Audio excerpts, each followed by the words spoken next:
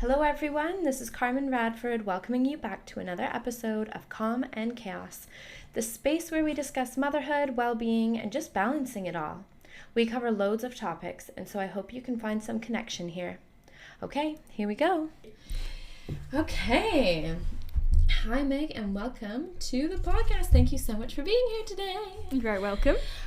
So on today's episode, I'm excited to welcome Meg, a mom of a 5-year-old boy, a 2-year-old girl, 2 doggies, a cat, and now 2 horses that she works with and the kids are now involved with.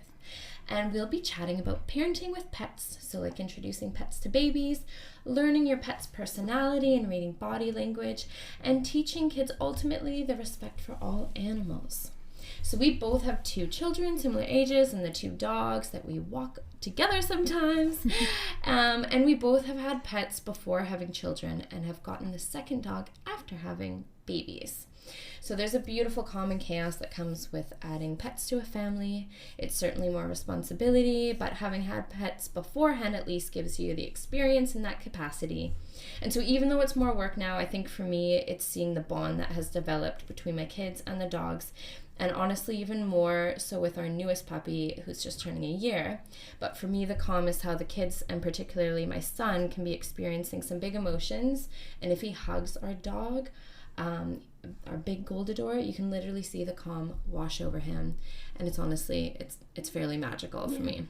Yeah. So, to begin with, introducing pets to a baby, I sort of wish that I had learned a little bit more than I did when we first had our son and we brought our little dog back to him, because it actually was a really tough night for us. But I want you to tell us a little bit about your introduction, because you've worked with animals for ages. Tell us about your first experience. Not an expert, but well, it was something I was very aware of before I had my son. Even when it came to picking the breed of dog we went for, I knew we wanted to have kids. Okay. So I wanted to make sure that we made the right smart decision. I also took the dog with me to work, so that factored in as well to the fact what breed we went for. So when I knew I was pregnant, I did a lot of research. I am an over-researcher, if anything.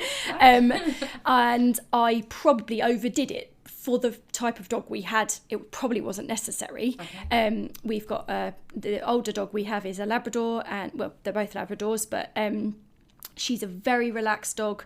She's very well adjusted. She's very well balanced. It's something I was very aware of during all her training as a puppy. Right. Everything. I wanted to make sure she was perfect. Yeah. But as you knew the gravity of the situation of having a dog around a newborn baby. Yes. Mm-hmm. So even though it was a few years before, I was conscious. I've been around dogs so when I was a kid, we had a dog who was difficult. Okay. He was snappy around food. He wasn't good on the lead.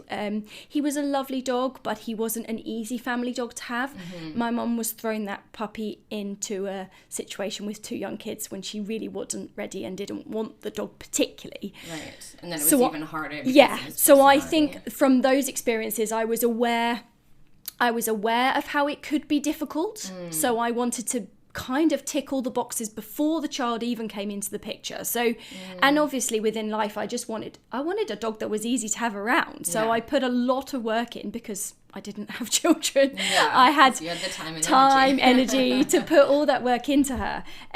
So when it came to being pregnant, I had done some research about noises being a trigger for dogs. So I downloaded, there was I don't think it was very expensive. If it paid at all, it could have been a free download on iTunes of screaming, particularly high-pitched noises for children. We had 2 cats at the time, so I was more concerned about them, to be honest. I actually thought they would be more upset by a baby being brought into the environment than I actually thought. I have 2 older nieces, older than my son, and so they had been around Luna, our Labrador. So I thought she was probably going to be okay, but the cats tend to take themselves away, so I thought I don't really want them to do that. I want them to be part of the family. So I played a lot of these horrible noises. I was like, oh my God, is this what a child really sounds like? And a lot of that, and to the point of where I thought this is pointless because they would just lie there. But my cat, one of my cats who was slightly more nervous, the one we sadly lost a few years ago, he was reactive initially. Okay, so interesting. maybe it did help. Totally. I don't know, because obviously I can't then compare to not doing it. But he was reactive to start with. The high-pitched noises, he would, look quite alert and stand up and go, oh, what on earth is that noise? But then by the end, they were all completely ignoring me. So I didn't do it a lot, but I did it to a point where I was like, okay, I think they're good. They've been introduced to a new sound. I think they're okay with this noise. It's not going to be a surprise the first time. Yeah, I kind of went, okay. I worked with animals, so I've just went with my gut of okay, I think they're all right. Yeah. And the other thing I'd read about was that when you bring a new baby home, there's that initial smell thing. Yes, yeah. So, and obviously dogs have a hugely sensitive sense of smell. Yes. So I sent back home from the hospital with a hat with strict instructions of, you must make sure Luna sniffs this. And he came back the next day. Had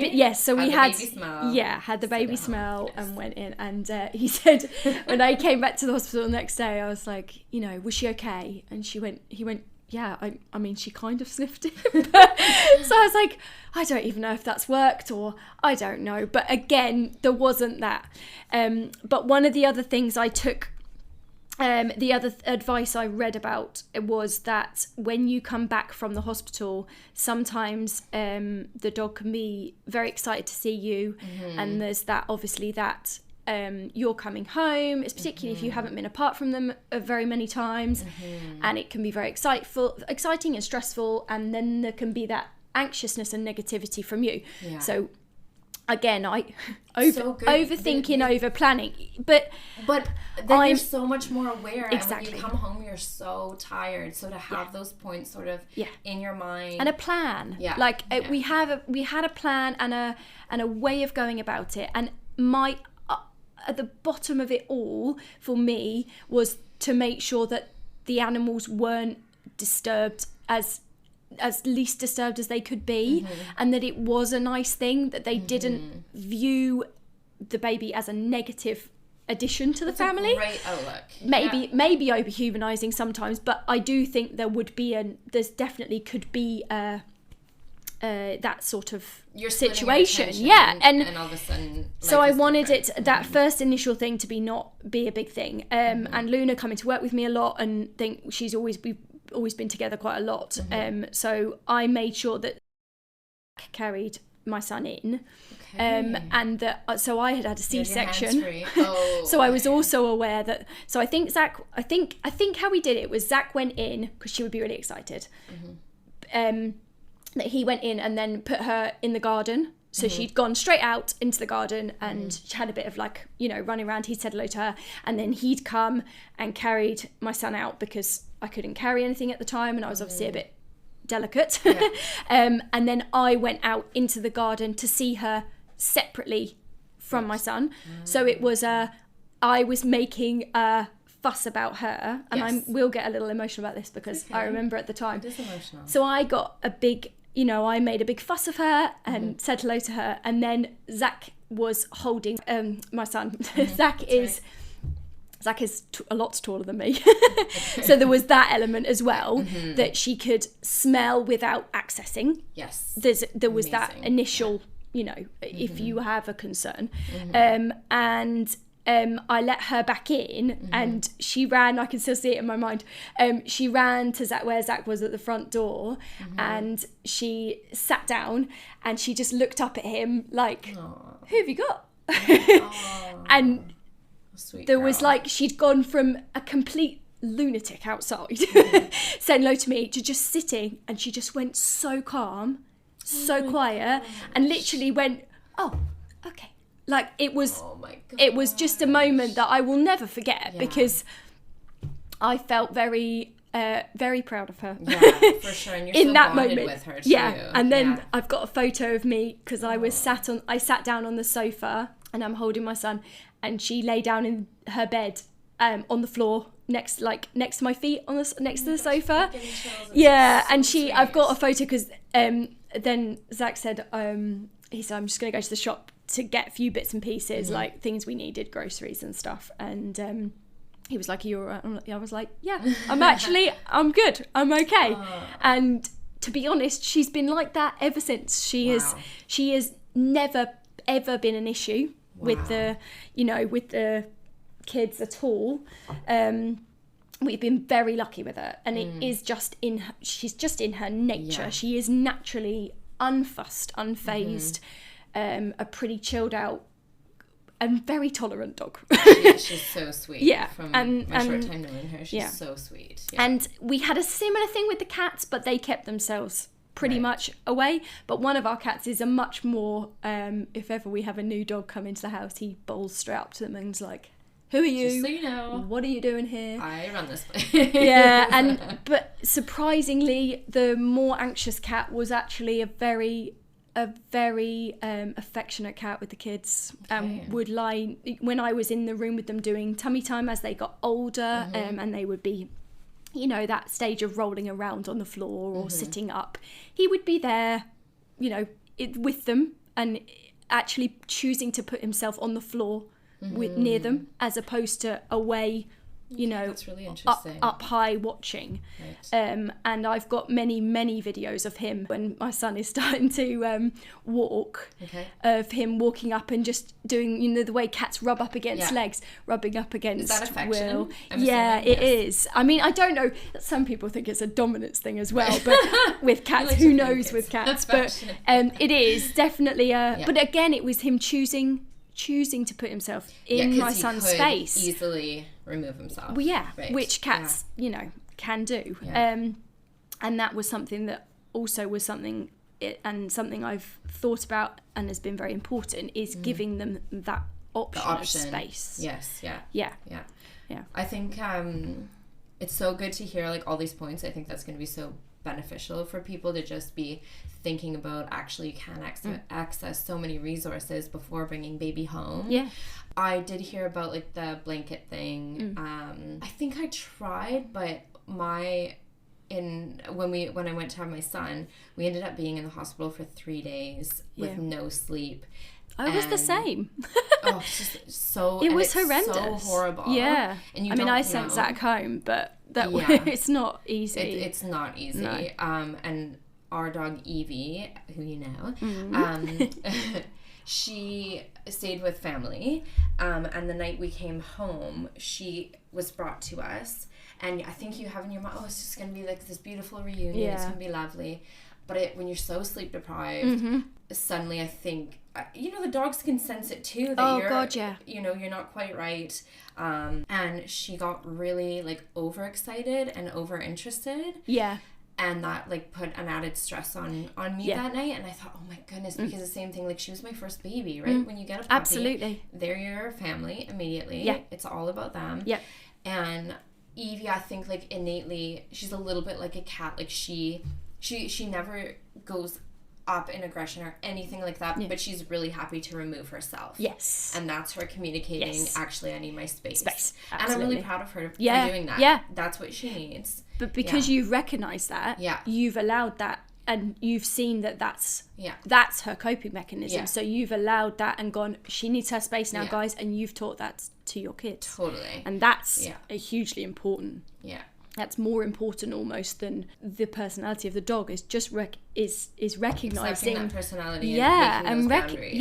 Yeah. And of course, with our next dog now, he's just like the perfect family dog. Like, he wants to be with them 100%. Yeah. He's like, give me all the love, which is amazing. But that first night, I actually did send her back home with family. Yeah, because I couldn't cope with it. But that's the right thing to do for her. Yeah. So again, you're doing the right thing. I mean, my advice would be to anybody who is in that position would 100% be, I was thinking this before this podcast today, what would I advise someone who is struggling with a dog who they're not feeling that same.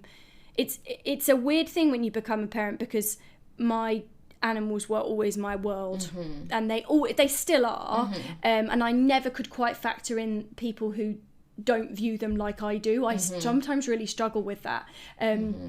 But to put the pet's needs, you know, in front of your kids is impossible. But to give them a space, like if you've got family who will happily take them for a short term, it's the best thing for them. Yeah. Until you feel like you're like, okay, I'm in a position now where I understand now how I can be what the both. Dynamics are. Yeah. Because that's just so difficult. And even if it is for, you know, you talk a couple of months when you're getting over that initial shock of becoming a parent, because it is a shock. I think there's no shame in that. And I think that would be my advice to people would be, have you got a friend? Have you got a relative who could have your pets? Because it really would be the best thing for them to have a place they feel happy and comfortable. Obviously, if they're not happy there, that's different. But somewhere where they feel happy and comfortable, so you can just start to get a little bit of like normality back. Pressure and off yourself. I felt totally so bad. I felt so guilty. And guilt again. So guilty. We don't need any more guilt as mothers, no, do we? and we don't. And you're right when you feel like, actually, if I've thought about it and I know I'm making that, if that's the decision I have to make, then that's the right one. And actually, because you're making it for your pet. You're not doing that. You're not going, I can't deal with them, I'm not interested. You're going, okay, I can't give them what they need right now, so can I put them somewhere where they will get what they need? I mean, I look back and think, God, Luna was an absolute saint, because I didn't walk her. Zach would take her out in the mornings, but once we hit the winter, my son was born in October, and once we hit the dark mornings, you know, she would go for weeks without really getting out for a proper walk, and she just copes. But that's her personality. That's amazing. The younger dog we have now, who's the same as yours, just a year, that would not have worked. It would not have happened in the same way. I would have probably sent him, he would have probably gone to stay with where I work with the horses. They have our dogs on holiday and get some affection and attention. And I know they would have quite happily had him, even if just for a few days at a time, they would have done that, and I'm lucky enough to have that situation. But it would have been something I wouldn't have hesitated to do because I know it would have been the right thing. I feel really lucky that we had the family who just like loves and adores Evie, and she's like, she might be happier there sometimes, honestly. But I think that's okay. I'm so thrilled that she feels that way, because she does actually have several places that she's really happy and cared for.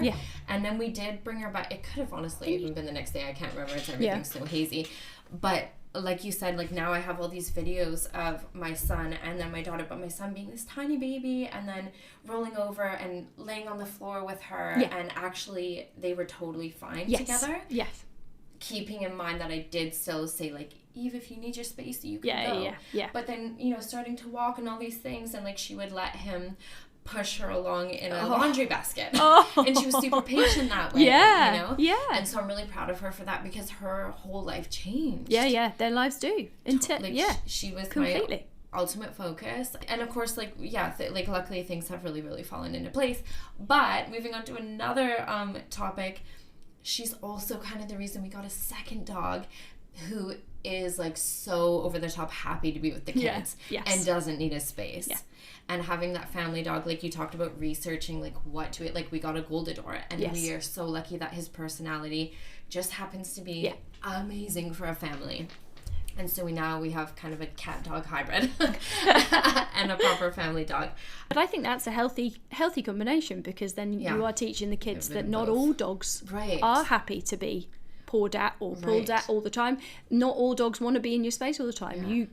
That gives them a bit of balance between, and then they are probably able to understand a little more if you go somewhere and say, no, that dog doesn't want to be cuddled, like that's true, Harvey. Then it's a bit easier. So can you talk to me a little bit about reading animals' body language? Because with me and my kids, obviously I talk about they're not going to communicate always in the same way. But they are always communicating with us. Absolutely. They are always talking with us. And I say, like, what do you see in Evie and Harvey? Like, what are they saying to you? But can you put it maybe more succinctly? Like, what body language aspects are we looking for? So I'll just touch briefly upon the fact that I do think breed comes into it a lot when it comes to picking a good family dog. Yeah. There are certain personality traits that are, breeds are more more Yeah, prone can we to. just say that Evie's a terrier? Exactly. And she's 100% a terrier. Yeah, and that's you know and I love that. her, So and her personality's but you amazing probably and wouldn't large. pick another one now No, for a family dog. I There wouldn't, you go. honestly, yeah. I wouldn't. Yeah, and I wouldn't overly recommend one as a family terrier. dog. No, but it's the consensus among like terrier owners. Like, you love them so much, but you might not get another one. Yes, and it's about, so a lot of research into the breeds is looking at what the breed ultimately is designed for and bred for. Yeah. Labradors are designed to work with humans. Right. They are a gun dog. They're designed to be alongside humans and work with them closely. Okay. So it's that sort of, and they're not designed to hunt anything or kill anything. They're designed to be soft-mouthed. Soft-mouthed, yes. So because they have to pick up the whatever has been shot is the idea, but they're not supposed to chew on it or munch on it. So the soft mouth thing is there. Sorry to interrupt, but I grew up with 2 Labradors, one pure and then one a mix with a Chesapeake Bay Retriever, and they were both so brilliant with us that I think I probably thought, well, dogs are just great. Yes. Do you know what I mean? And of course I knew that that's not true. You take it for granted a little. Because when you grow up with animals, you think, well, that's the norm. Yeah, yeah. And I want my kids to grow up with animals. But it's not necessarily the right choice for everyone. No, it's not. Yeah. And I think that's the other thing people should think. So I'm trying not to go off topic. The breed and the body language. So so breed, I think, is hugely important. There's a reason Labradors are so popular. You know, they really are. They are ultimate family dogs. Yeah. Their personalities and their temperament is all really, really suited to a family environment. Right. So there's looking at what I know there are big dogs, so they're not always. But so if you start to look at little dogs, just think about what the breed was bred for and they are designed to do, because that does lend itself not only into their body type and how much energy they have, but into their personalities as well. So it's one of those things with me. Sometimes I find it hard to explain why I feel like a dog is thinking a certain thing or why an animal is thinking a certain thing, but because I spend my whole working life and I've spent my whole life around animals and I'm so interested in them that I almost, without realizing it, I'm constantly aware of the body language of other animals. My mum had a spaniel who was not quite so. I found him very good with our kids, but he was not always the happiest. He wasn't particularly happy about certain bits of his body being touched and things like that. Okay. So he wasn't the easiest dog to have around, and certain things about him made him less suitable to be around the kids. So I would just always I'm just always aware, and I think that's something that a lot of people don't do. It's that constant awareness of how everything's going. So I could hear something even behind me and think, what's going on? Is that the dog? Is the dog okay? What have the children done to the dog? Would be my first thought, rather than what's the dog done. I would sort of be like, because I know my dogs and because I know their personalities, I'm just constantly thinking to myself, is the whole situation going on? But I do it subconsciously, so it's not something You've had so much experience with it. Yeah. So maybe the question would be for people who haven't grown up with pets. Yeah. And maybe don't. And because the thing is, you also have communicated with animals your whole life, and right? when you've trained them as well, so when you work with horses and you're trying to teach them something, it's all about timing and subtleties and the body language. So that, and a lot of that relates to dogs. It's amazing how much. When I went, so I did a lot again when I got Luna. I touched upon it earlier that I took her early training very seriously because it's so much easier if you do it when they're a puppy. And I took it all very seriously because I didn't want to have issues later on. We're a team, but there's a line, Okay. I and particularly with dogs being a pack animal, there is I am the leader of the pack. It is not you being the leader of the pack. And there's a mutual respect there. So the dog doesn't fear you, but that's a really good point. It's when I say, so there's I'm trying not to go away from the body language thing. So the body language is something that came from that, looking into that from training. And the research that you go into when you do the puppy, there's a lot you can learn about the body language. So the obvious signs are lifting the lips and snarling, growling, hackles being raised. Going very still is a very subtle one. But if a dog goes very still and avoids eye contact with something, that's them. They often are feeling a little uncomfortable and they're not very happy about something. The tail tucked? Tail tucked, yeah. And the other thing is, not all dogs will do those in a certain order. Yeah. And not all dogs will show all those things. Some dogs aren't tolerant. So they will give a very subtle body language and then they'll go, no. It's also to do, the pack dynamic with dogs is very complex. So it's, you'll have dogs that are more dominant and dogs that are more submissive. Yeah. So again, when it came to picking a dog, I wouldn't want to pick one that was more dominant, particularly when it comes to a male dog. My pick would be one that was a little, when you're watching the puppies in the pack, would be not picking that one that pushes all the others around and bullies. Or if you do, being very aware of that early doors, that your dog has got that slight predisposition, to be dominant. So that comes, because then it comes back to all those things that the problems you don't want to face. So the training just kind of giving yourself the best chance. Yeah. And again, it's learning that personality of your dog. So how, because I feel like it's such a short time, it's not necessarily you get to go to someone that you know, with all the puppies. No, I was very lucky with our second one. We could do that, but not with Luna. We saw her, the breeder, I told her our situation of how, maybe that's a really good dog start, is explaining actually I have little kids, or I'm going to be introducing a baby, and hope that the breeder is honest and helpful. And that's where also it comes to when you picking a dog, is picking a reputable breeder, picking a kennel club registered dogs. They are more expensive. Situation with that, so and it's not just the health of the dogs, but it's the honesty of the owners. So the way that the breeder spoke to us about Luna, it made me go, she said, I think this sounds like this is the sort of dog you want. She was in the middle of energy range. They said she was, she'd have a little quick spurt around, but then she'd actually crash. She wasn't the one that crashed all the time, but she wasn't the one that was getting into mischief always in the where they shouldn't have been. They had clearly taken time to know the personalities. And it gave me a lot of reassurance and go, okay, but it's still a complete gamble. But then once you get that puppy, to learn the personality and to put that training in, you can avoid those issues. But you've got to be prepared to put the work in as well, and factor that in financially. If you're going to need help, dog training isn't particularly cheap. Finding one local to you and making sure it's somebody whose method you agree with and get on with, or being very determined to put the research in and the time yourself. And it's not easy to train animals, and it's particularly hard with when you're not in, it's not something you practice and do all the time.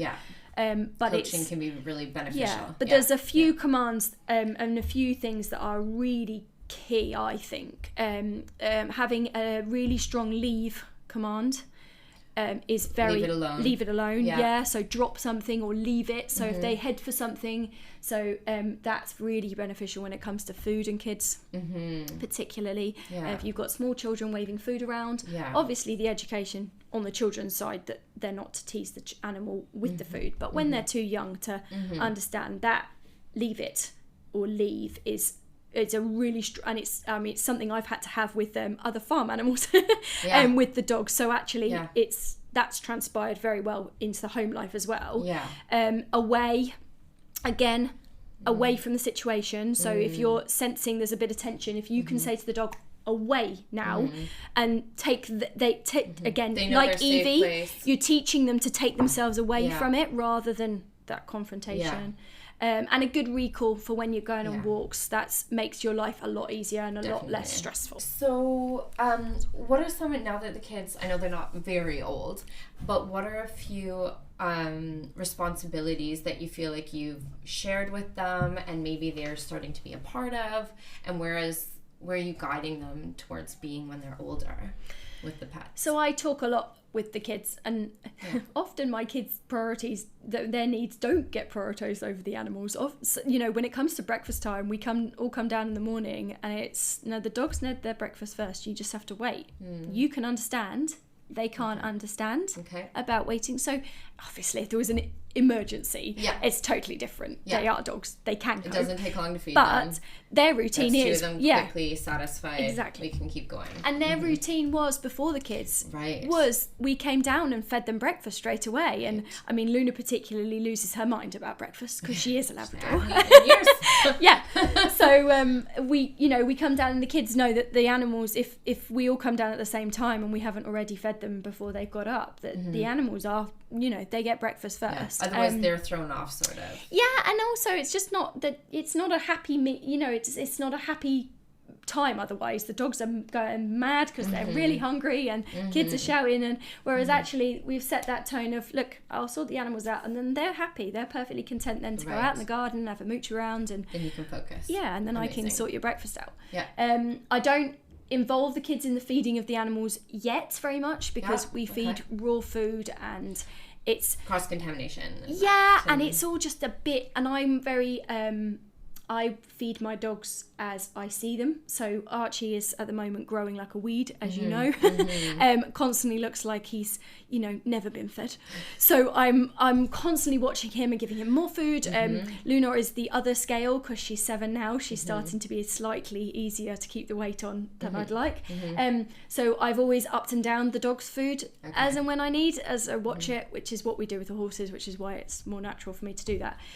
So it's not always a given of they have this much food, so give them that. So there's a bit of that where I'd like to involve them, but at 5 and 2, they're just not quite, and they're desperate to help. But sometimes I will let them put the dogs' bowls down. So that's the other. That's another command that's really important, is wait with the dogs, and knowing that your dogs will be non-aggressive completely. So that's one of the other training things I would put in as puppies is not being possessive about toys or food is a really important thing, just in case kids are around. I would encourage kids to stay away from the dogs with food anyway, but I would always, my dogs are happy for me to pick the bowls up and take them away from them. Same. Which is something I would put in even without the kids. I don't want them to be possessive over food, bones, toys, anything like that. So that's a really important thing. But they're still, the kids are watching you do all these things. So they're aware of the responsibility of animals. They're aware of the fact that, they've been dragged to the woods in the weather, when the weather's maybe not what we'd ideally want to go and walk in. But I've said it's particularly with our younger dog, because he hit that adolescent, as you know, phase of energy when the weather turned this winter, and I had a 2-year-old, and she got dragged to the woods every morning for a walk, wrapped up and togged up, and sometimes she didn't come out of the buggy, but because the dogs needed to get out. And again, that's something I probably look back and I think, God, Luna was good, and I took that for granted with Luna a little, because that was just not in her nature, and she was older and more settled in her life and everything. But so that's something they're aware of, that the dogs need to get out. And actually we do too, and I know that's something that's really healthy, a healthy that's thing. And I mean, there's the element of, I say we have to go, you hang on when you go out in the garden, because we have to pick up the dog poo, and obviously I don't involve them in that, but they watch us do it. It's part of looking out after them. And I mean, I think the most important thing I have tried to drill into my children, and I think I've done quite a good job, particularly with my oldest, is that respect for all animals, living creatures, regardless of how small, how insignificant they may seem, how important it is that we care for them all. And he's very compassionate, my son, with the animals. He would, if one of them was hurt at all, he would look to them and go, are you okay? There would be that connection. And both my children will sit on the sofa with the dogs and sit and just rest a hand on them. There's just that connection. There's a connection. They're actually not often cuddling, hugging very much now. Maybe when they were slightly smaller, they were more keen to cuddle, whereas now it's a more subtle relationship and a more subtle thing. So I think as they get older, they'll understand a bit more about the responsibility. My son is obsessed with reptiles, as you know, so he talks a lot about having like a reptile as a pet and how to care for them. So I've said no because firstly we don't have the space for one, and I don't feel happy putting them in a smaller enclosure. If we're having an animal that can't roam around the house like a dog or roam around the garden like a cat, I've explained to him that you want to give them a big enough area to be able to for them to have a nice life. So that I've explained that to him, that we don't have the space, and also the financial side of it, that it's not. He was talking to me in the car the other day about, I wonder how expensive it is to buy he's only just sort of grasping the concept of buying something and money and that sort of thing. It's still early doors. It's a huge concept, and explained to him about how expensive it is to buy them, but I said, it's actually not just that. Remember, you have to buy their food all the time. You have to pay for whatever it is that they poo and wee on, and you have to clean them out all the time and all that. And he was like, oh, okay, that's maybe something that hadn't occurred to him in that way. So all that, it's a daily conversation. It's a constant life. For understanding about it later on. And as they get older, they understand more. That is just part of having animals. So and they're learning all the basics, and so hopefully, where like my feeling about lizards in particular are such a huge thing right now. And I do, I don't say like absolutely not never. No, I say not now. Not now. Me too. And the thing is, I just say, look, I'm so glad that you're keen, and I'm like, I don't know a lot about lizards, so let's learn together. Let's learn everything we can, and in a few years, we'll keep having this open conversation. And I hope the curiosity and everything is still there, but actually I want them to, like when I was young and had the 2 dogs, I probably walked them more than anyone. I walked them every day when I was a kid. And I loved it. So it almost didn't feel like a responsibility, but I was learning so much about responsibility. Absolutely. And so I'm more comfortable with more pets once my kids have that autonomy, that responsibility. I agree. Because actually my plate feels so full. I don't think it's right that you take on a pet for them and then end up doing it all. So I would absolutely get a gecko or a little lizard or something. Cool. I think they're great. I love them. I think that idea of that is brilliant, and how much he would enjoy it and love it, and he would, because he's utterly obsessed. But he's not at the right age to be able to fully take on that responsibility, and I want him to do that, and all the added things. And I want him to truly be able to do that. I had rabbits as a kid, and I did not enjoy cleaning them out. I was quite happy to go and muck out a horse stable, but getting in with my face and hands with the rabbit hutch, I really hated it. And actually I learned that they weren't the pet for me. As much as I liked them, I did have a horrendous experience with my rabbits as well, and it was something that was put onto me as a young child. It was quite a shocking story. We came back from a holiday, and our rabbits had escaped while we'd been away, and we lived in the countryside, and they had come back, but they had caught myxomatosis. So I went running off to see my rabbits, coming back from holiday, and there they were sitting, and I knew there was something wrong. Knew it. Ultimately, I've always been a very I wanted to be a vet, so I literally have been always super keen, and I was very interested in how to sex rabbits and all these sorts of things, work out whether they're girls and boys and all those sorts of things. So I was like, immediately knew there was something wrong. I went, oh, we've got to take them to the vet. I mean, I was in primary school, so I was under 11. I would think I was about 8 or 9. Okay. And we took them to the vets, and the vet had a very mature conversation with me and said to me, look, ultimately it's your decision if you want to put them down, but there is no cure for myxomatosis. So they will suffer. How do they contract that? From wild rabbits. So myxomatosis was a disease that was introduced to try and control the wild population of rabbits. I know, it's awful. So I learnt this as an 8-9-year-old. I then learnt all about a disease about wild rabbits. It's just in my nature. So but this vet put that on me and spoke to me like an adult. They were my rabbits, and I have to say, although it was brutal, and when I've told people that story, they've gone, that is horrendous. I'm like, yes, but I actually think that that's really important, because I made that decision consciously that I didn't want my rabbits to suffer. Wow. And ultimately that was that was the overriding thought. Wow. Well, she was basically like, there's no cure. They're going to suffer and they're going to die slowly if we don't put them down. The kindest thing is to put them down. And I learned that at such a young age and took that responsibility on myself. When it came to our family dog years and years later, I was the one who turned around to my parents and went, he needs to go to the vet, he needs to be put down, it's not fair. Whoa. Because at 12, 13. Because again, I can't abide seeing animals suffer. That is my biggest thing, and I know my kids feel the same in that my older one, my 2-year-old, probably has no concept yet. But so I know when we lost our cat a couple of years ago, which was really surprisingly difficult for me. So those experiences were at a young age, but being around horses, I've been around you end up being around a lot of death, and it's awful. And I've lost lots of dogs over the years, of family members, of friends, and there's a certain element you get a little hardened to it, particularly when it comes to horses, because they're so expensive.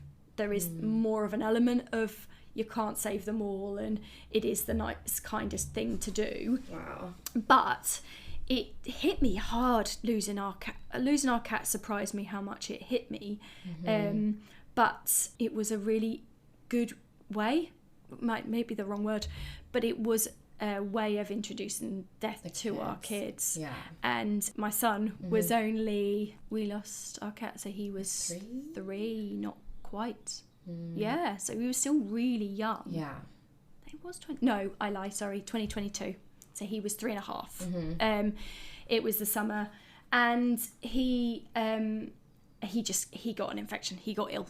We don't know what it was, and the vets don't know. They tried to save him, and again, we don't have insurance for our pets. It's a conscious decision we made as a couple. Me and my husband made. It's that. Did you like a pot for it and that kind of thing? We've just made the decision that credit cards are there for a reason. If there was a certain situation, and we are sensible. You have a fallback plan. And I feel like we're both on the same page when it comes to animals. I think that's ultimately the most important thing. Is I think we would both be in the same agreement about the way to go about something if something went wrong.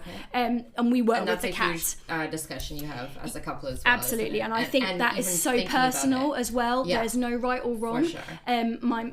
It's something my mum struggled with when putting her dog down recently, was that real overriding guilt of trying to, and I said he was really poorly, in the end he was really lame and he had to be put down, and I said to her, it's making me, I can't stand to see him like this, it's so unfair. And again, it was me who pushed the thing, and I would have taken him, and I would have said to her, I'm going to take him because I can't watch this any longer, it's not fair. And she didn't draw it out. It wasn't like it was a really long thing, but it was something that she finds hard, and she felt a huge amount of guilt about the money side of it. And I was like, it is not something you should feel guilty about. We are not bottomless pits to spend on animals. It's something you have to not feel shame about.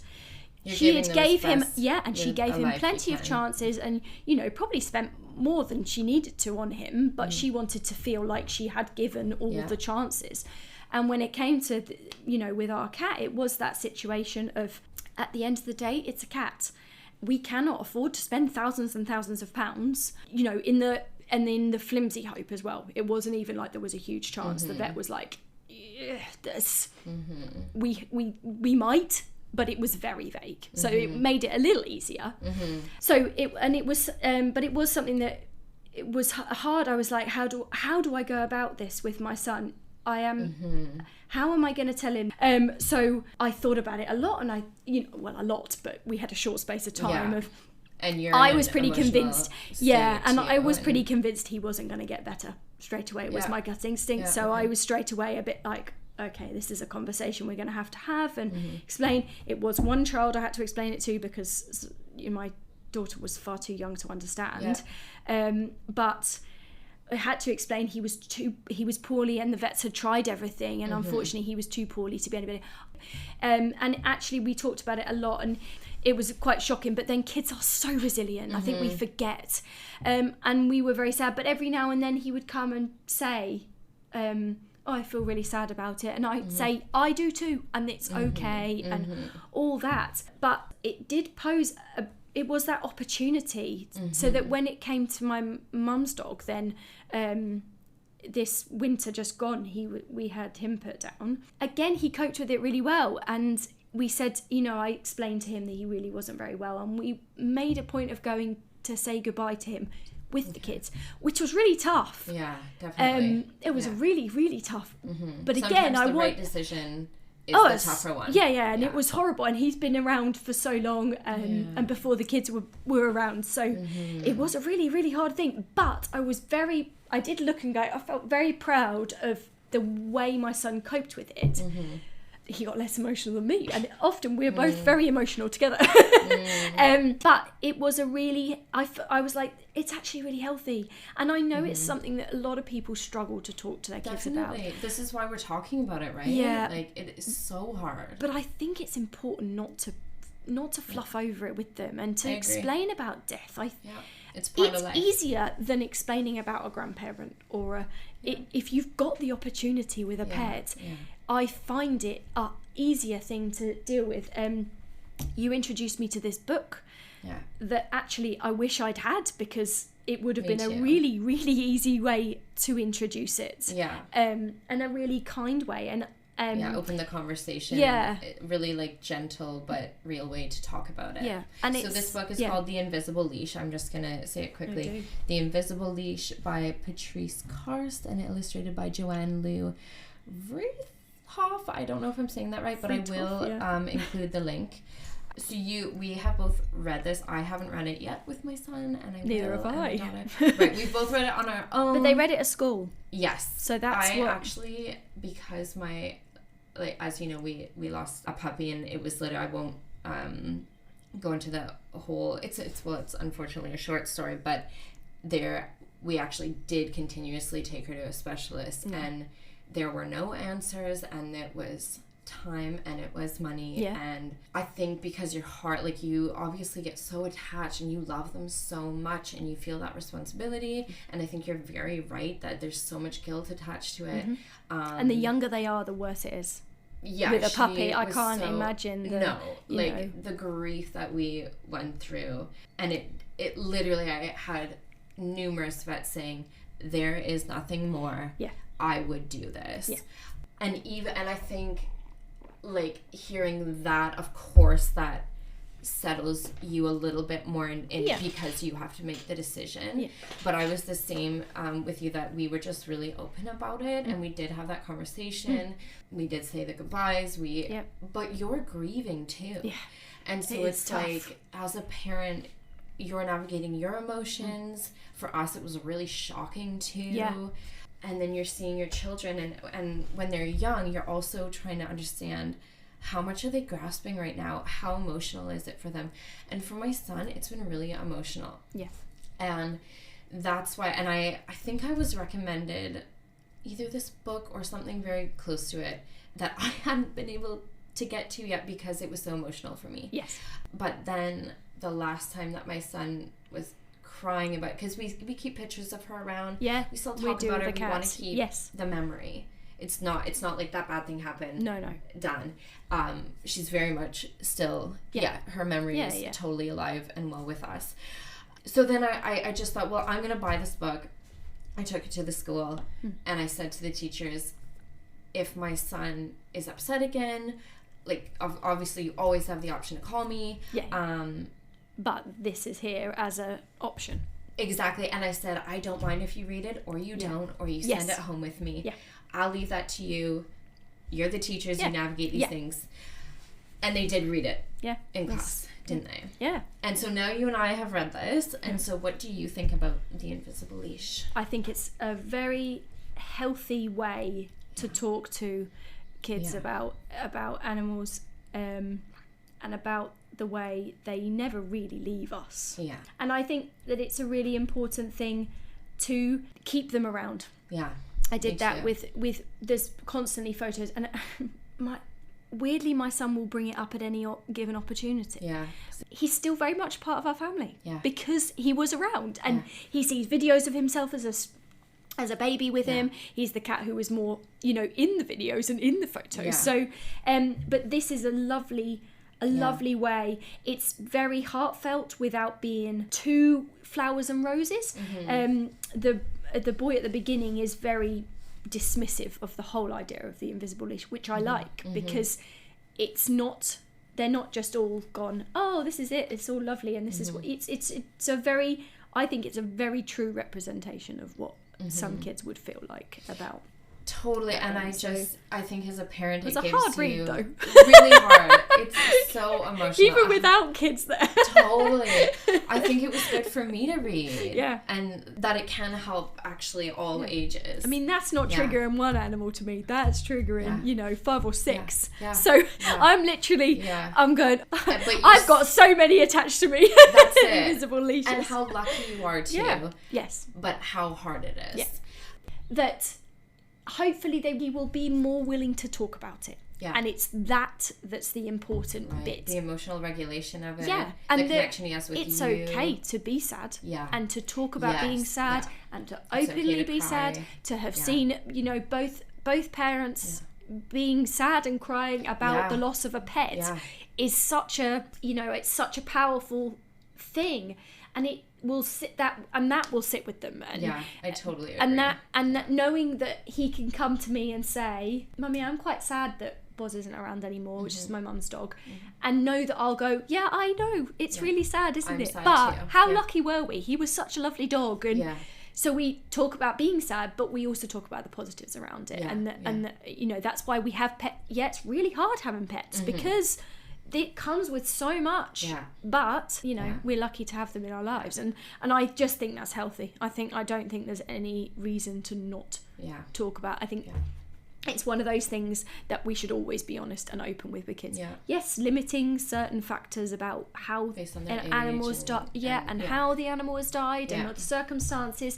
It doesn't need to be gruesome, and it doesn't need to be too vivid for them or too much explanation, but the fact that they are no longer around, because he would keep talking about when Nelson comes home or when Nelson comes back, and I'd say no, that's what it means to die. It means he's never coming back. Otherwise, what's the explanation? Exactly. They're here he's one day, got they're to gone understand the next day. that death is final, in the sense he's not going to see him anymore.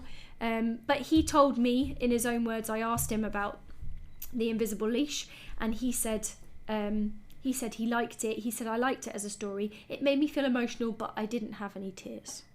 So it's obviously made him feel good emotion. No. Yeah. I really want him to know if that's okay. Creating those connections, because going forward, you hope that when we're not always that first person they come to, you really hope that they have a healthy way of being able to deal with these things. Okay, well, that is is there anything else that you would like to add? And you're always welcome back as well. There was a great website, so that's the other thing you're going to put, was there was a great website about children and dogs and how the complications that might occur and things to go. So a lot of the notes I made when I found that link, I went, that's exactly what I'm talking about. And it was all very practical, sensible advice. There is a limit, but I think putting sensible precautions in when it comes to dog, I'm not even going to go into it too much, but the dog bite statistics are scary when it comes to kids. But I think seeking professional help with dogs is 100% something that everybody should consider at some point in their dog's training, be it right at the beginning or be it when you encounter a problem, and giving them a safe space to go to, and giving them about a physical boundary sometimes, baby gates for the dogs more than the children sometimes, or for a playpen for the kids. If you have to leave the kids and the dogs in the same room, put the kid in the playpen so the dogs can't access each other. And it's just never worth the risk. It's never when worth you're the not risk. No, around. it's really not. It's really not. And not letting cats in with the with small babies when because they can the lie crib on them, and you know that it's that that element because that's what cats are like. That's what they do. So always. There are lots of safety things, but that website... You feel like this website... I'll pop the really link up. Really good, yeah. You feel like... Lots of information about complications that come with... This was specifically about dogs and children. Okay. Complications that come with them, and maybe strategies and things to consider. Amazing. In a nice, succinct spot that someone can just click that link. Absolutely. And have loads to consider, loads to read. Amazing. Okay, we'll pop that up too. We've got a couple links to put up. Thank you so much. That I feel like this was actually such a massive topic. Yeah, a huge topic. Huge topic. But it is. We didn't even touch on horses. They're a totally different next episode. Parenting and pets, second episode. But actually, there's so much to consider when you're putting animals and kids in the same house. There's so much. Yeah. Hopefully we can touch on it a little bit more next time. Absolutely. Thank you so much, Meg. You're very welcome. I loved it. All right. Awesome. All right. If you have any questions about the topics we covered here today, or if you have a story you'd like to share, just email me at calmandchaospodcast@gmail.com. And remember, all emails are kept anonymous, so please make your stories as anonymous as possible too, leaving out names, ages, and locations, and any other personal details. Also, be sure to check out our Instagram at Calm and Chaos Podcast for resources mentioned in this episode and others. Thanks for tuning in. Bye for now.